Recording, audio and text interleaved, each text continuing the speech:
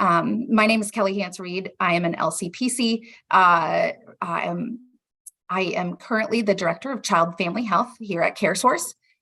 CareSource is a nonprofit managed care organization. So we offer, Medicaid managed care services in a variety of different states: Ohio, Indiana, Georgia, Arkansas. And then we're looking at some additional new states as well. We just won Mississippi, so we'll be working there as well. And so really my role as the Director of Child and Family Health is to build programming and supports for youth in foster care. And then also figuring out how we best support youth in foster care after their foster care experience. So when they age out of foster care, when they're adopted out of foster care, or when they return home to their parents. So that's really my job here at CareSource. And they wanted to call me the Director of Child Welfare. And I did not want that, because I wanted us as an industry to move upstream. What else can we do to better support families to prevent the need for foster care, and to better support parents to prevent abuse and neglect, and really help children grow up in safe and stable environments. So that's kind of why they broadened my term. I'm at CareSource and I've been here for a year because I've worked in foster care most of my career in Kansas, doing pretty much every job there is in foster care almost. After I spent over 10 years working in child welfare, I worked for another managed care company, and then I worked for the state of Kansas. I was the Director of Medicaid and Children's Mental Health for the Department of Children and Families in Kansas. And then I came to CareSource because I really, when I worked in child welfare, it was just so hard to get children the services they needed. And I really wanted managed care and Medicaid to play a stronger role in helping the child welfare workforce, find records and coordinate care. And it can't all fall on case managers in child welfare. And so that's really why I'm very passionate about my job, and I'm passionate about relational health. And so when I came to CareSource, I started to read a lot of articles and research, and I would see, some of the kids I was most worried about in child welfare were some of the loneliest kids as well.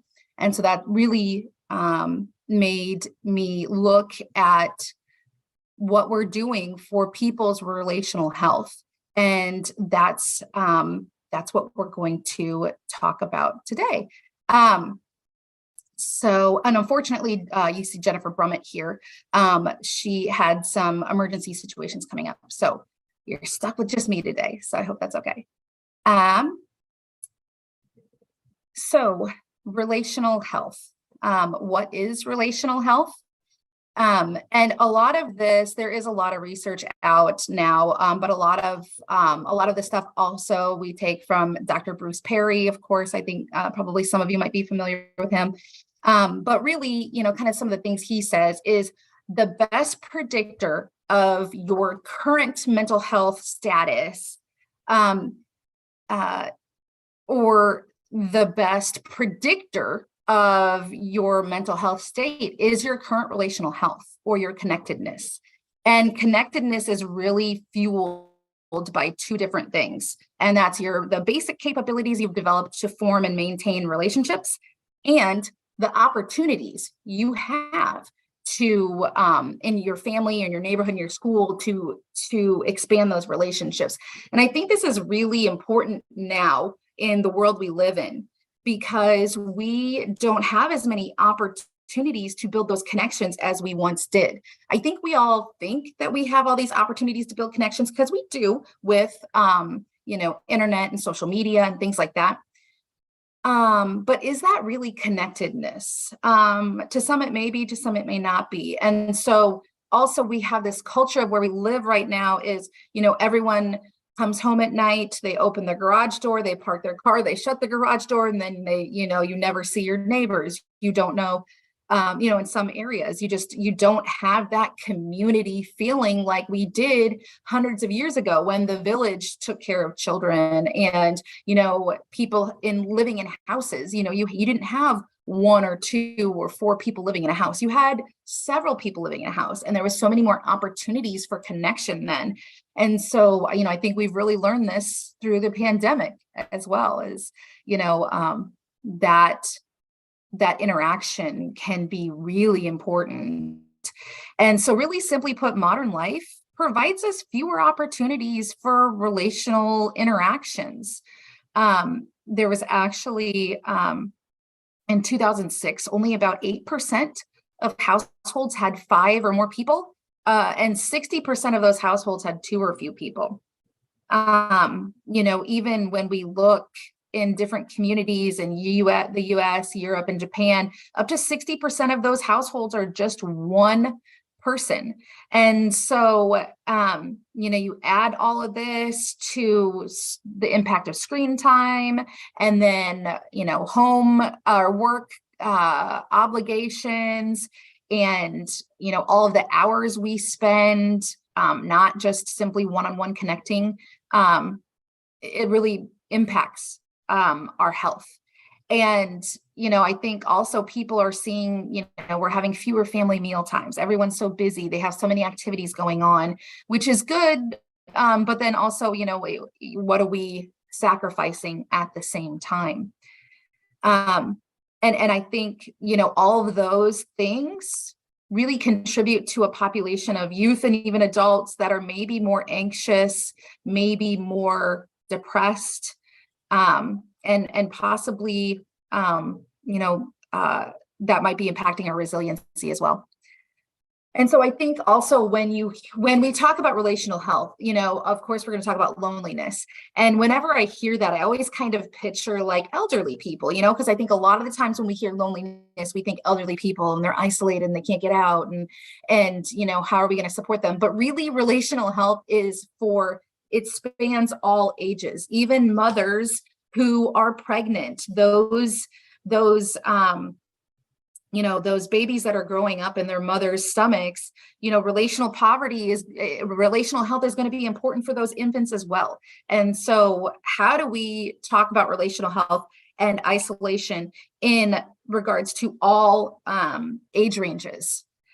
And so really what we've found is that loneliness is making people sick, both mentally and physically. And we've really never seen this as prevalent as we do today, especially with the pandemic. And so, to some degree, it is a physical health crisis. We are in this state of crisis, and the National Institute of Aging has reported that people experiencing loneliness is the equivalent to smoking a pack of cigarettes a day. And so we all know the health campaigns that came out in the 80s and 90s, encouraging people to stop smoking because of the negative effects on their health.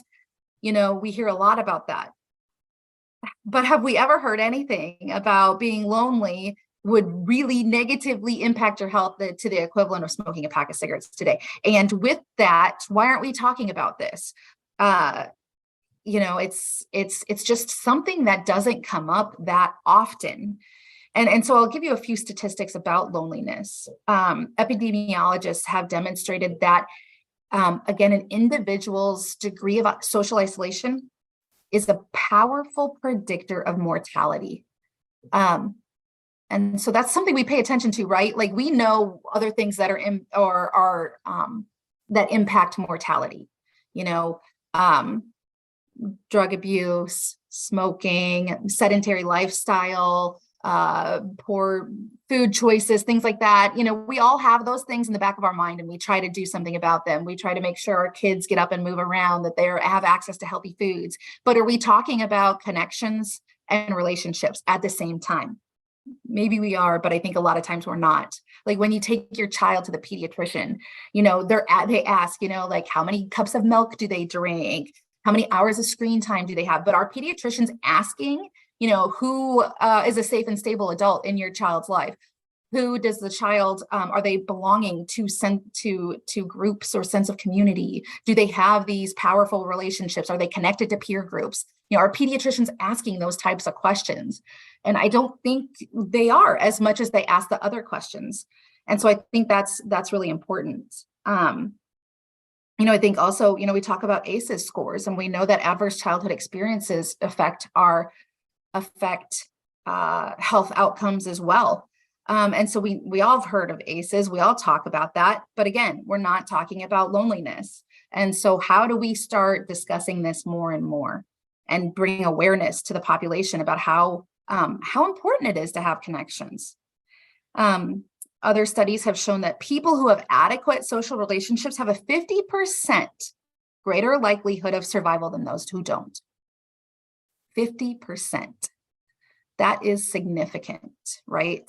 That study was completed by Dr. Holt-Lundstad, and she also said that we can benefit from taking our relationships just as seriously for our health as we do other lifestyle factors. And that's really what we're trying to promote here at CareSource, and that's why I'm here today. The National Academies of Sciences, Engineering, and Medicine point out that 1/3 of adults aged 45 and older feel lonely, and nearly 1/4 of adults aged 65 and older are considered to be socially isolated.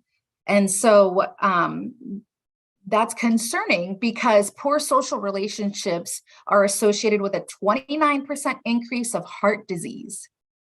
Like, who would have thought that if you're connected or not to other people would impact your risk of heart disease? Also, poor social relationships also contribute to 32% increased risk of stroke.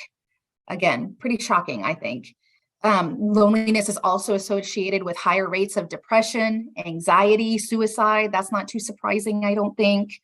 And again, like I said before, loneliness is lethal. 50% people who are lonely are more likely to die prematurely.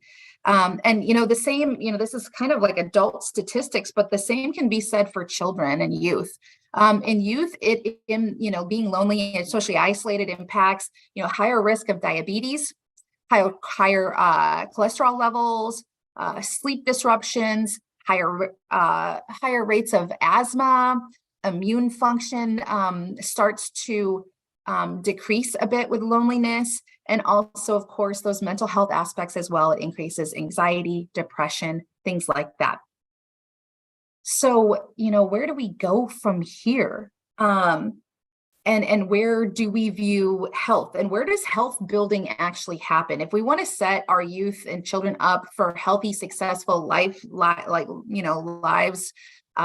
after we're gone, how do we communicate with them about these important topics? And really, when we think about health and coming from an insurance company, we're going to say, go to your doctor, go to your preventative services, get your immunizations, get your flu shots. But really, where does health happen? Does it happen in the doctor's office, or does it happen in everyday life, in those simple interactions you have every day with your children?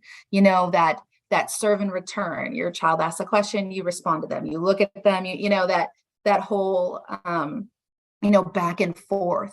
It's those little moments every day that pile up and really contribute to more positive health. So how do we communicate this with parents and caregivers, and how do we help people understand that those little things make a difference? They may seem insignificant in the moment, but they make a big difference. And there's a really beautiful video of this crossing guard that I think really demonstrates this really well. They have a video of a crossing guard, for school, helping children safely cross the street, and they have one person that does a great job. They hold the sign, they make sure, they're watching the children really studiously. And the children are, flat affect, crossing the street, maybe chit-chatting with each other. And then you have the vision of another crossing guard who is doing the same type of observation, monitoring, making sure the children are safe, but they're also having this back and forth. Hey, how are you doing today? I see your blue jacket. Blue looks good on you. Or, did you get a haircut? Your hair looks different, or have a great day at school. I know you're going to do great, and the children in that video are reacting so much differently to that crossing guard as opposed to the other one. And that may seem insignificant, but those things are so powerful when it comes to our lifelong health, little moments in every day like that. And so we're going to try to move from this notion when we look at youth and really everyone, like the healthcare world, the mental health world, even child welfare, we look at like what's wrong, what brought them here, what's going on. And, that really deficit focus is not effective, and you all know a strength-based approach, focusing on those good things. I think you all have that right. You all, your parent supporters, peer supporters, clinicians, parents, even just family, friends, you all understand that strength-based approach. That I'm confident in that, but like healthcare sometimes forgets that strength-based approach is so important. And so that's why we're really trying to move the industry from focusing on what's wrong to really what is going well, what's strong, what instead of those deficits, what do we have a lot of, what capabilities do we have? And those positive little interactions from day to day, or positive supportive adults in children's lives is really something that we can start to focus on that'll make a big difference. And so when I talk about this notion of relational health, I also kind of think of it as preventative medicine, right? And, preventative medicine really seeks to reduce the risk of like negative diseases and injuries before it happen, like you put on your seatbelt so you don't get even more injured in a car accident.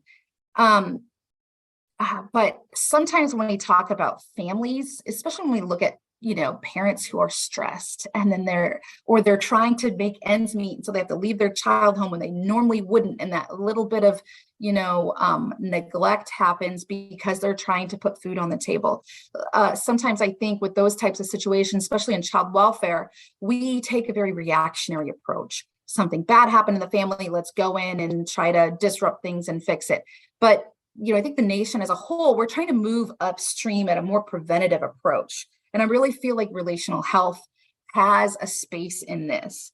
And so we know that people who take that preventative based approach have increased lifespan and lower negative, health outcomes over the lifetime.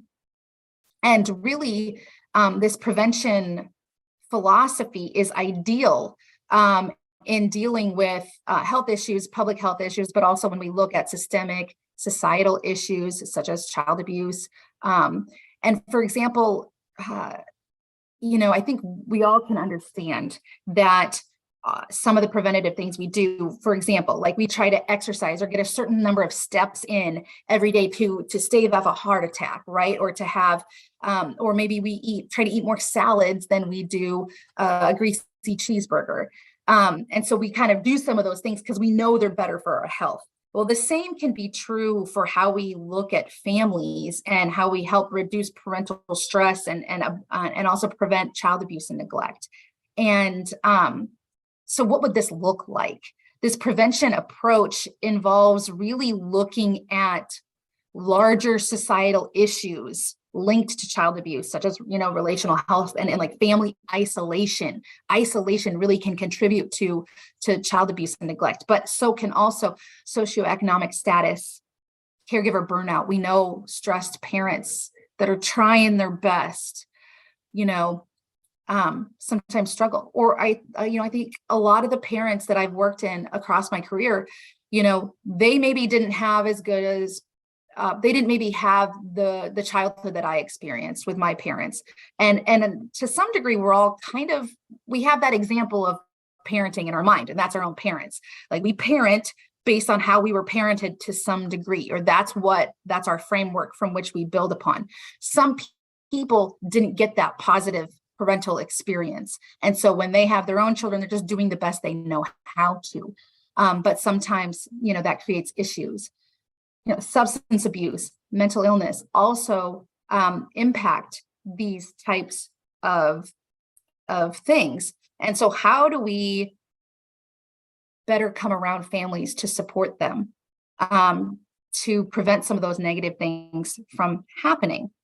And so I think another important thing to mention is that studies have shown that, ACEs, those adverse childhood experiences that can happen, those negative things that happen to us trigger a toxic stress response in our body. That survival, fight or flight, something negative, that ACE happens to us and our body is trying to survive. And so when our body tries to survive, it creates inflammation in our bodies. And prolonged experience to toxic stress, so negative events happening over and over and over again in a child's life, abuse and neglect from a parent, being removed from a caregiver, being removed from a community, moving schools frequently, not having those stable adult network of support, creates a survival reaction in a person. That toxic stress exposure heightens your body to be aware and to just survive. Well, that then creates inflammation, and that inflammation then leads to negative health outcomes. Asthma, diabetes, cardiovascular disease, pulmonary disease, liver disease, even cancer. A pileup of those adversities over time wears on the body. And those are really sobering facts. And I'll get to some good things and at the end I promise. But those things are critical for us to understand. And they're critical for us to understand because if we know those negative things create negative health outcomes for the rest of children's lives, then that means that we know enough that we could stop and prevent those things from happening. So what is preventable? We need to focus on that.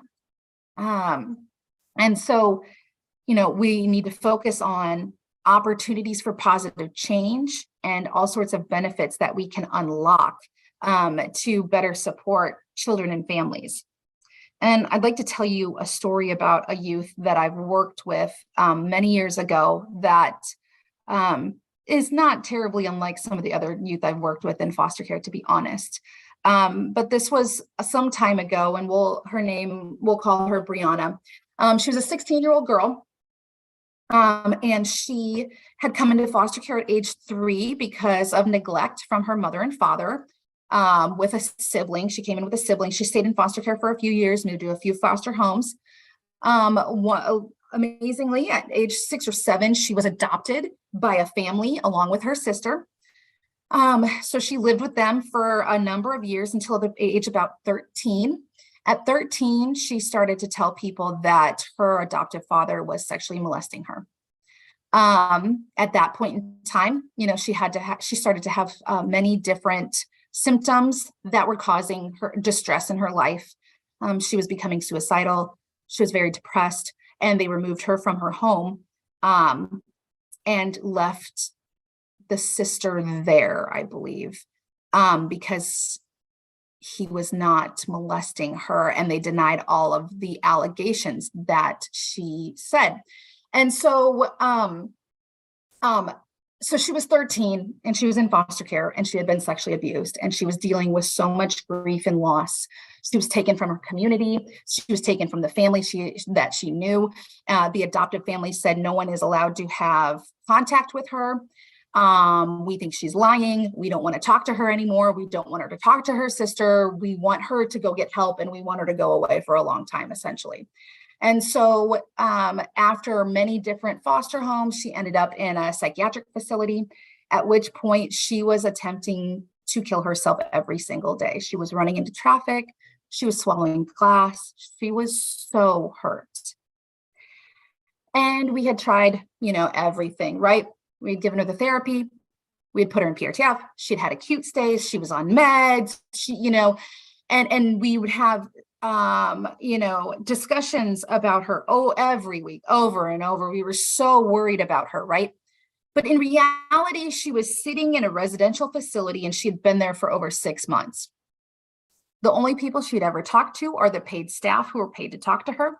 And yeah, they were probably amazing people, working at those facilities. They probably cared about her very deeply. But kids know when you're paid to be there and when you're not. She didn't get to leave the facility. She didn't get to go see friends. She didn't get to go see relatives or other people she knew, other adults she knew from her community. She knew no one, and she was hundreds of miles away from the family that she knew.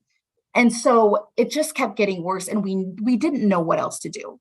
And so we needed to take a different approach.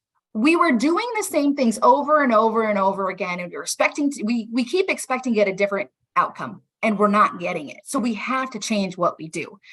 I'll also say, from this, like, what's wrong to what's strong, this slide, when we talk about her, we would say she's depressed, she's suicidal. We would never talk about her as Brianna, she's so creative. She loves artwork. She loves creating art. She's a true artist. We would never say she's one of the kindest young people you'll ever meet. We wouldn't use those words when we talked about her. And so we weren't taking the strength-based approach either. And by we, I mean child welfare, managed care, providers, PRTFs, therapists, all of us together. And so we decided to take a different approach. And so because we had tried to reach out to her adoptive family to at least have safe relatives, send her letters or call her, they refused. We said, you know what, where is her biological family? We were worried about her dying at any moment at that point in time. We truly were. And so how could we not leave every single stone unturned because we were so scared she was going to kill herself? And so we started looking for her relatives, her mother, her father. She has them. You cannot have a child without a mother or a father. We found them. Dad was in prison. Mother was actually in a sober living house. She had been clean for about a year. And we found her grandmother and her two aunts. When we called her grandmother and her two aunts, they said, oh my gosh, we have been looking for her for over 10 years. We love her. We want to know how she's doing. We have no idea where she went. The adoptive family cut off ties. They changed her name. We couldn't find her. We just want to know she's okay. We love her. And so we started to talk to them about her and how worried we were. And they said, what can we do? We'll do anything. We want to help. And so she's still, there's always going to be kids that need services and supports. There are going to be kids that need that PRTF level of an intervention. But why would we expect Brianna to suddenly not become suicidal and suddenly reduce some of her symptoms when we have her completely isolated? We can therapize her to death. And if she's completely isolated and she has no one to talk to, why would we expect that to work?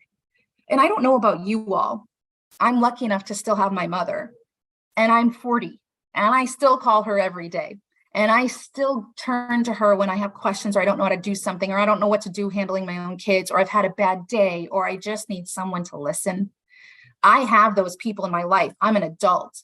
And Brianna, a youth, had such a tough life, didn't have any of that. And so why would we expect her to get better? And so when we reached out to her family, they said, can we write her a letter? Can we send her care packages? Can we call her? Can we do a Zoom?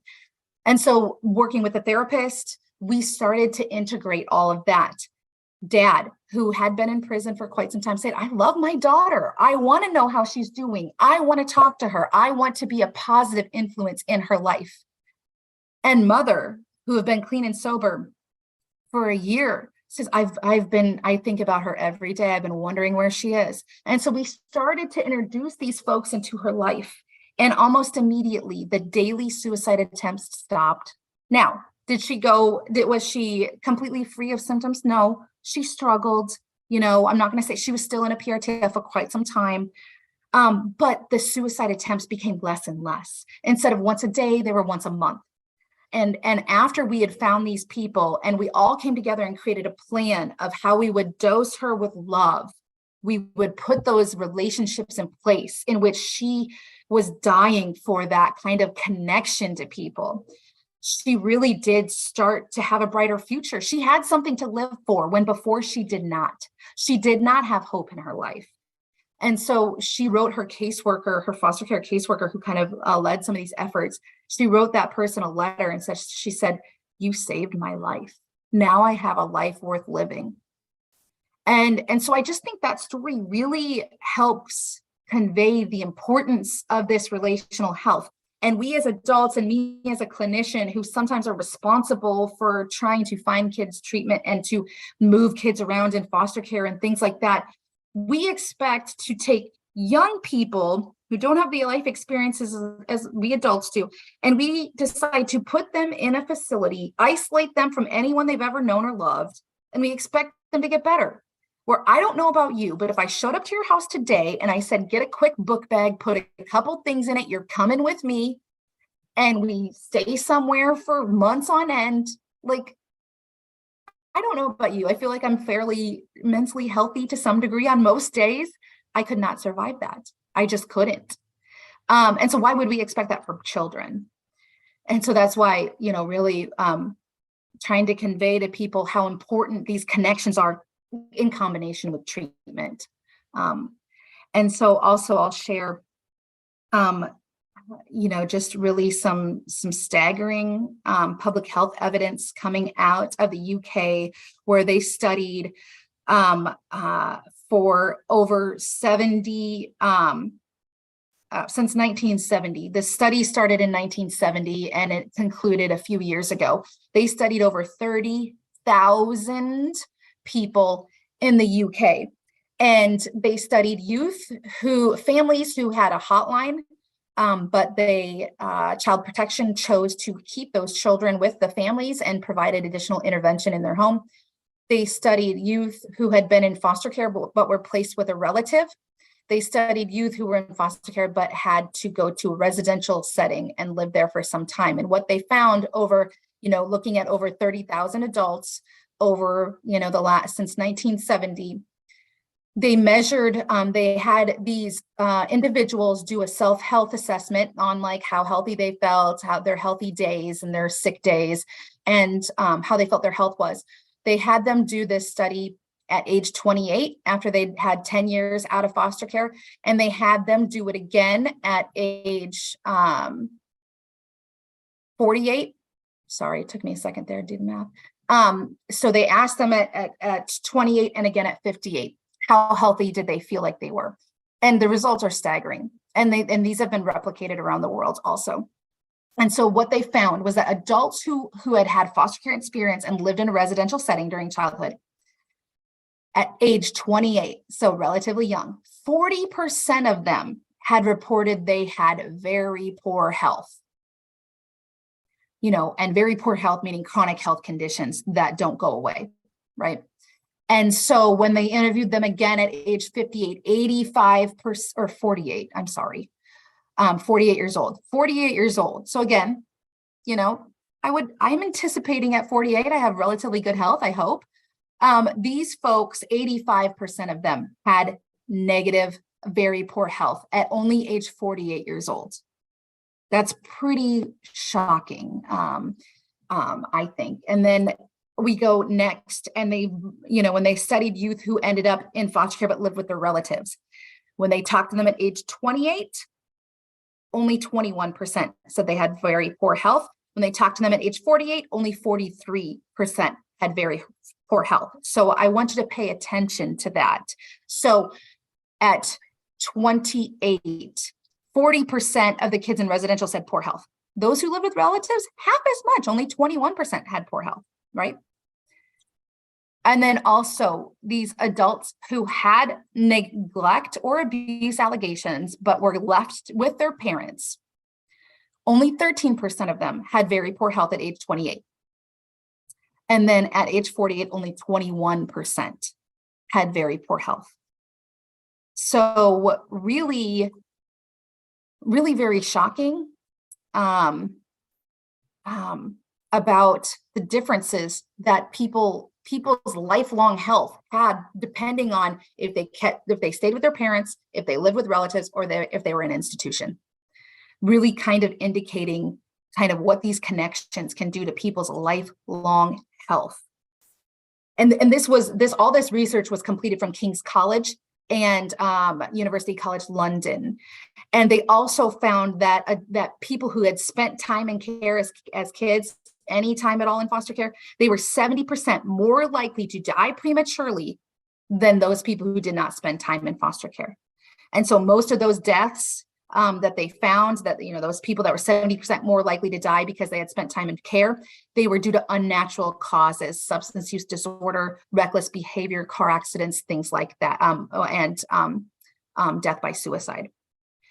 And so, when I think about Brianna and that story, I can kind of understand this. And so really this meaning, well, and again, I don't, there are going to be kids that spend time in residential. There are going to be parents who knew that was the right intervention for their child. And that's nothing that's necessary, and that's nothing to feel ashamed of. What is important here is to understand that we have to have those loving relationships. We have to have those connections.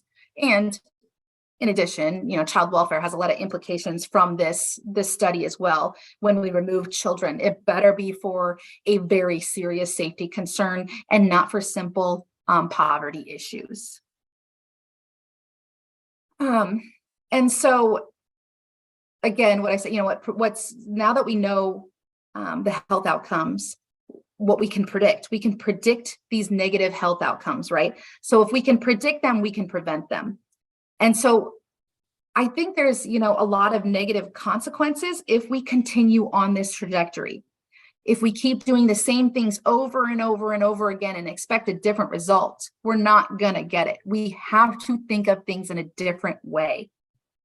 We have to stop isolating children and adults and anyone. Even when I think about, adults who are using substances, and we expect them to, we want to shame them to get clean or to stop using. We want to guilt trip them into stop using, but really those people many times are searching for connection. They're searching for love, and so why would we expect that shaming them would get them to do anything different?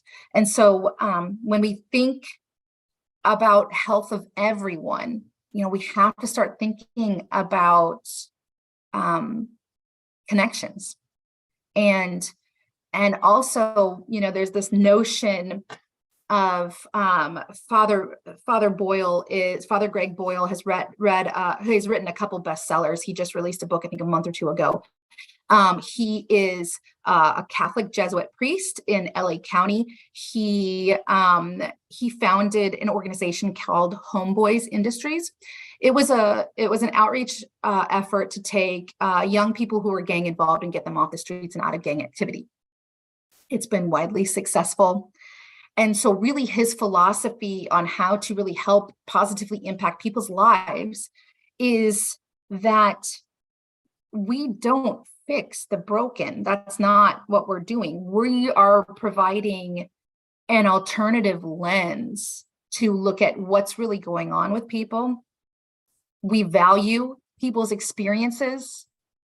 We know that people who have been through this stuff are the best people to connect with people who need that connection. We need to believe people when they tell us things. We need to know that people are the experts of their own lives and not professionals. And really, Father Boyle's his whole philosophy is not only relational health, but feeling a sense of belonging to a community, whether it's a family, whether it's a group of peers or friends, whether it's a faith community, whether it's a book club or a community action group, or even a neighborhood or a geographical region, taking pride and feeling a belonging. And that sense of belonging enables people to become their fullest selves, which I think is just really beautiful. He has a fabulous TED Talk. He's a really much better speaker than I am. So I encourage you to check him out. But how do we help support people, give them connections, help them be parts of groups, and have them feel a sense of belonging so that they can become their best self. And so, we don't want to stay the course we on. We want to really offer a different perspective and a new course and an alternative framework that we think about. The science is very clear. The most costly diseases that adults experiences have their roots in early childhood. I know I'm like a broken record. Cardiovascular disease, diabetes, depression. Those are the three most costly diseases. They contribute to more than 600 billion with a B, healthcare costs per year. Okay. So again, we know what's ahead. And so if we know what's ahead, we can do something different now to prevent those. We also know that those ACEs, those early life experiences that youth have, poverty, systemic racism, child abuse and neglect, isolation, those things, again, are creating this toxic stress in the body, the inflammation that's causing the depression, the cardiovascular disease down the line. So if we know that that's what's contributing to it, then what can we do to prevent it and promote health? Health really doesn't begin like right now. I'm 40, and it's like if I start like eating right and exercising now, that's great. But it's not going to prevent my last 40 years of all the adversities that I've been through, right? But now I can do different for my kids because I know different. And this isn't this to some degree, I think about what I was doing as a young 22-year-old child welfare worker, and the stuff I would tell parents is like embarrassing to me now. The way I practice is embarrassing to me now. And I have to be okay with that because I didn't know any better, but now I do know better. And so I know better. So it's my responsibility to do better. And so I have to grieve a little bit my practices that I used to do that I didn't know any better, but now I have the opportunity to do things differently. And so, the things that we can do differently now is strengthening those relationships that families have, reducing parental stress, so they can be more attuned to their children's needs. We need as a society to do a better job as addressing systemic racism and inequality. We need to help better support families, connect them to resources, engage them with other families going through similar things. Connect parents to other parents that can understand what they're going through. These relationships that you all are probably actively providing right now that are going to be so beautiful for these families, these are important because these are what you are doing right now is really protecting these families from those negative impacts of stress. And a supportive person that can calm us down when we're having a bad day or when we're scared or when we're nervous, that really, it can help decrease stress hormone levels, that cortisol, and things like that. Although, we're talking about lifelong health, even help in the day-to-day daily cold. When you are there, you all are doing this. When you are there for another parent or whatever the case may be, and you're just there to listen, that reduces that parent's stress cortisol. It reduces their heart rate. It reduces their blood pressure. And then they're at a lower risk to get the flu that's going around. I don't know about you all, but my kids have had strep and norovirus in the last 2 weeks. Maybe I haven't been having enough connections to boost my immune system, but those things help. Like they're not only just a lifelong health, a day to day, right? Those positive relational health relationships really dampen or eliminate our threat response in our bodies. And when we do that for other parents, then parents can then be there for their children and be a more responsive caregiver. And so those are the things that really mitigate those negative effects of ACEs. Healthy relationships can also help model or teach coping skills, right? Having a trusted person in your life really, it's even been found to decrease smoking, alcohol consumption, poor diet, poor mental health. These relationships are important. A study, cross-sectional survey of over 7,000 adults found that while increasing ACEs was also increased the likelihood of smoking, alcohol consumption, poor diet, right? The impact of a supportive adult, just one supportive adult can drastically decrease those negative effects. And so in addition, those relationships also help us grow additional neural pathways in our brain that improve our, not only like our physical health, like we've been talking about, but also our cognition and our emotional health, which can be really powerful. Positive relational health also is a protective factor from child abuse. And so, the American Academy of Pediatrics has said that safe, stable, and nurturing relationships mitigate those early childhood toxic stress, and they build resilience in children. And if that's one thing we know about youth, they are resilient. There was also, those safe and stable relationships prevent the intergenerational transmission of adversity. So if my mother had a traumatic childhood and has a lot of ACEs, which she did, that gets passed down to me because of our genetics. And so I was born with already a genetic implication that my ancestry had endured significant trauma. But we can mitigate those effects by those positive relationships. It's something we actually have control over. And I think that's really important to remember.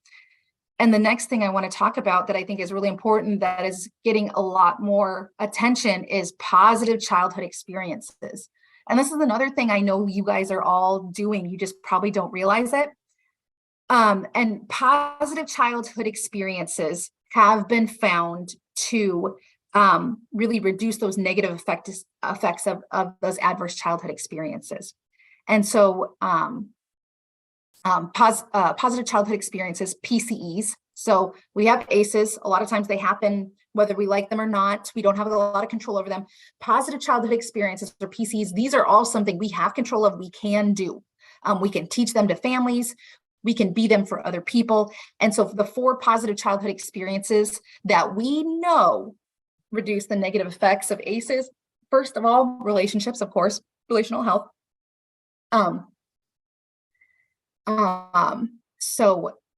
Those positive adults in a child's life, that's safe and stable adults, but also adults like outside the family. So if there is a neighbor that says hi every once in a while, or a pastor at church, a teacher, there's lots of community members that don't have to spend tons of time with your child, but if they show an interest, can really make a positive difference. So relationships is the first positive childhood experiences that you have control over, that you can provide to youth that will better their health outcomes. The next one is environment, safe, equitable environments for living, playing, and learning, keeping our schools safe, making sure families have access to resources, being a part of, really just trying to make sure that the environments in which children live are also, set up in a way that children can thrive, free from danger and harm. The number 3 thing is engagement. And so what does engagement mean? That's, again, that belonging sense, giving children an opportunity to social and civic engagement, developing a sense of belonging and connectedness. So what this means is, are they a part of a faith community? Are they able to give back to the community? Are they a part of other types of groups?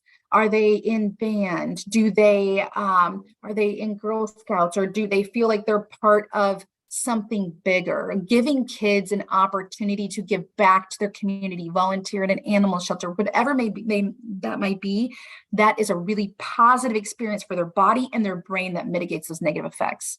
And number 4 is emotional growth. So playing, interacting with peers, making sure they know how to name their feelings, giving them self-regulation tools. That all helps with their ability to have connection with peer groups. So those are all things that we can add into our practice that are a little bit different, that will help change the course of where we're going.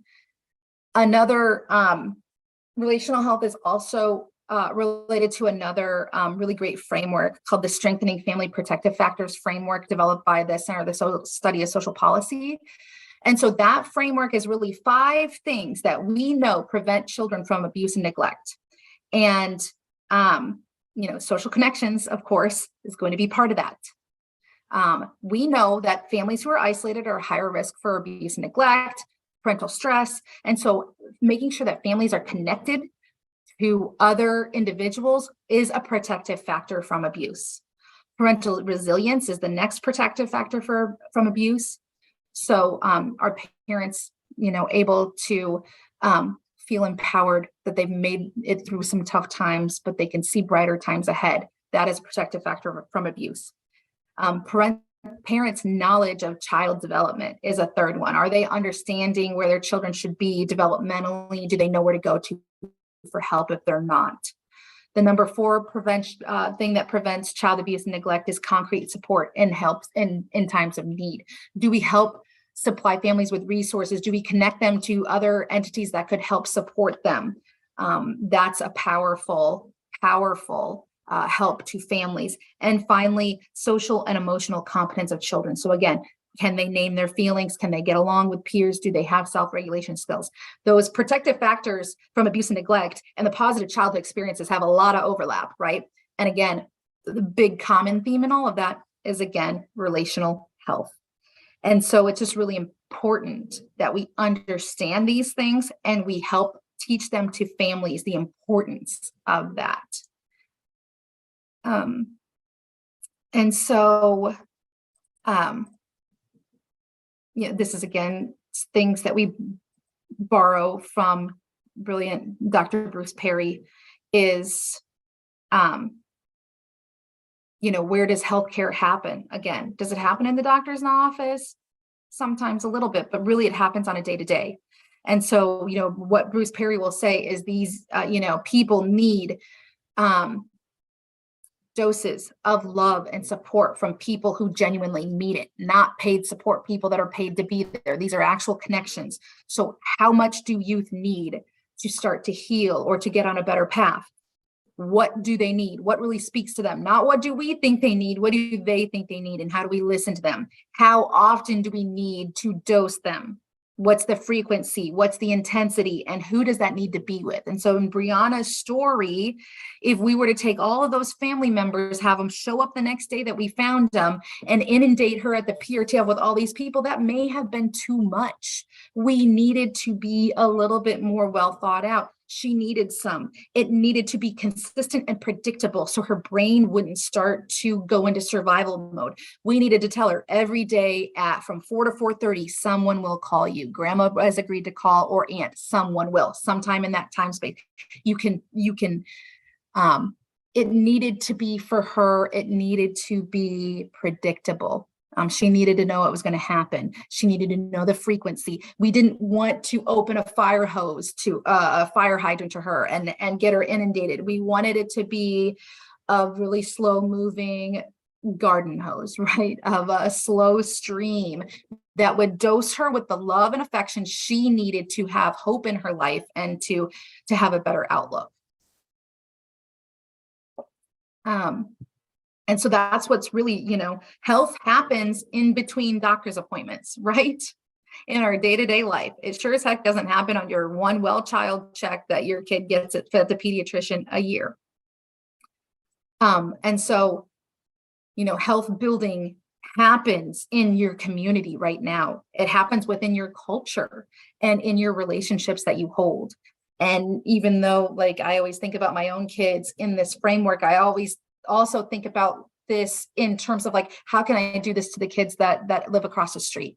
How can I do this for my best friend's children? How can I do this for my nieces and nephews? How can I do this to kids that I just see in public, saying hi, smiling, being kind, those types of things matter. And so our worldview, CareSource's worldview really is how do we put all this together? And that is families have to be at the center. They're the experts on their own lives, and we have to start listening to them. And we have to help them.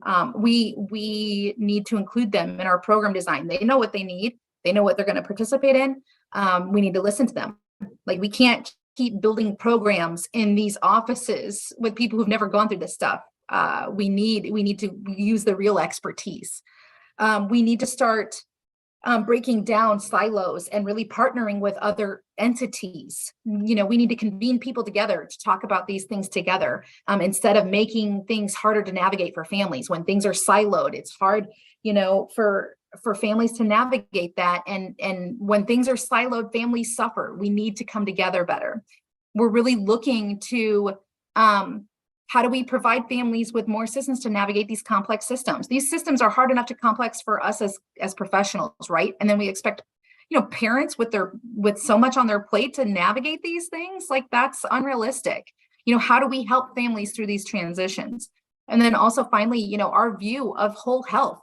Whole health is not just going to the doctor, getting your blood pressure, taking your medication, being compliant. Health is what happens in your day-to-day, the relationships you form. And really, I feel like, historically, Medicaid has been a transactional, like, we pay claims, we get providers in our network, but really we have the opportunity for it to be truly transformational and really transform people's health, transform the way families are supported. And that will turn into really transforming the lifelong health of our nation's youth. And so that's, I think also about, a lot of these big public health campaigns. Like, do you remember Got Milk? Like, what, from the late 90s, was it? All of those like ads with the milk mustache and stuff, like, drink milk, drink milk. And we all drank milk then, dang it, didn't we? Like, we really did. But what about relational health? Like, we need to start having some of these campaigns that say, like, connections are important. We need to make time for them. We need to make sure our children have them. And healing is, and again, Dr. Bruce Perry, healing is possible in the context of these loving relationships. So if, how do we connect people so they can go through their healing journey with those that love them? This is really, I think, what is needed. Everyone needs connections, and relationships are more powerful than we ever knew. And people need to feel cared about, and parents need to feel like they're supported. And that is what will get us better outcomes in the long run. So we have a couple minutes left. Feel free to come off mute if you have questions.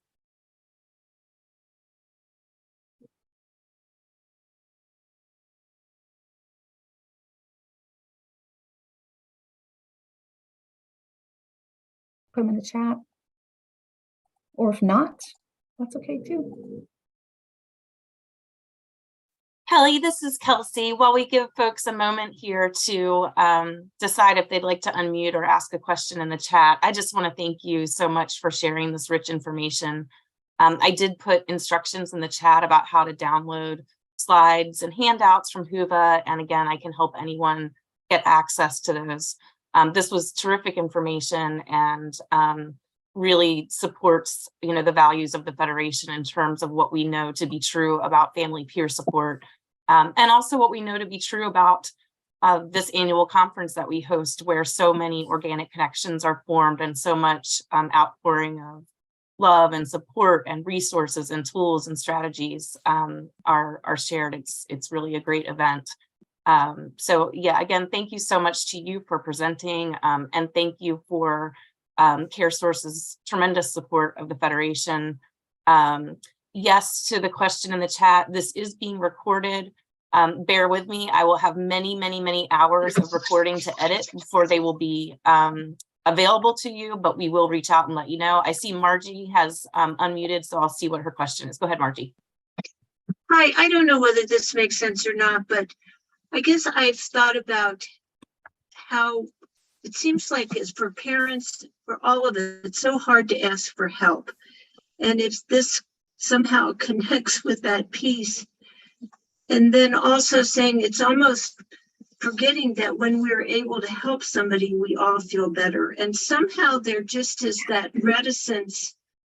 And I don't know whether it's systemic or it's just in our the way we're made, but it seems so important if we could be better at asking for help, and then whatever systems we're part of, then better being able to provide it.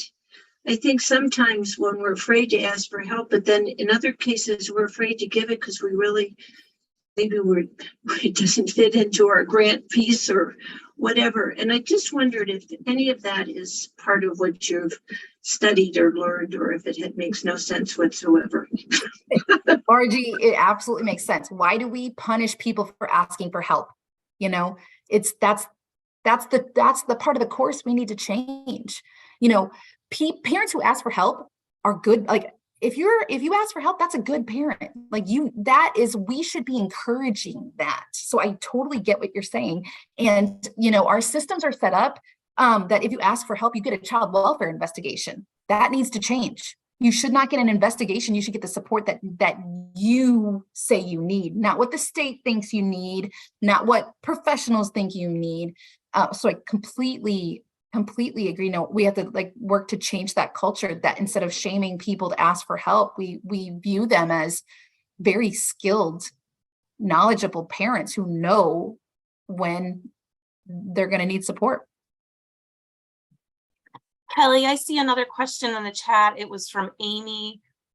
She says, is there a place we can learn more about? It says PCEs. I'm wondering if she means ACEs, or maybe I missed an acronym. It's quite possible. Yeah, positive childhood experiences, PCEs. This will be as popular as ACEs in the next few years. I'm confident of that. So PCEs, we actually participated. We got into a study with Tufts University. I applied and we got technical assistance to start integrating PCEs into our work with families, which is amazing. I highly, highly, highly suggest to go on, just Google Tufts University Hope Innovation Network. They have an annual conference every year in March about positive childhood experiences. Dr. Bob Seege is the ultimate expert in this. He's written research about positive childhood experiences. I encourage you to attend their conference in March. It's a fabulous conference. We will be there. We're sponsoring it. They have tons of one-pagers on their website that are really good. Like they're perfect for families, free to use, highly, I mean, they have a lot of great content on their Hope Innovation Network. And you all, if you were interested in this stuff that you heard today, they have a cohort like that every year. It's free. They'll also give you like $5,000 to participate, to supplement. They'll give you technical assistance on how to do more of this with your families. So go check out their website. If you have any questions, feel free to shoot me an email. I'll put my email in the chat.